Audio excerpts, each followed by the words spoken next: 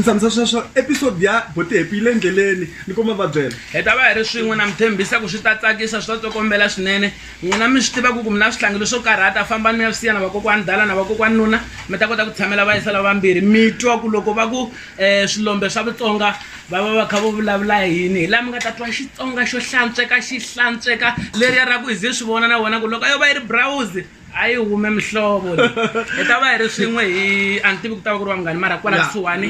swi le nyongeni phela i nga fambeli kule makwenu tshama na mina i ta tsaka swinene ngopfu ka nkanelo wa gingirikana ni kombela mi tshamisa sweswo mi nga hi helo bote happy va ta va ri na hina ka nkanelo wa gingirikana mina mandlela gera gingirikana wa ka maxava ni ku eka stores tshilekilonyora I'm thirsty totora salute mi nga titimeli hila namuntlha hi mo hi ni nwa masi a hi xitimele masi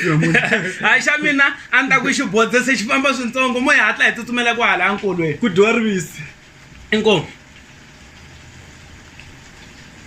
mafamba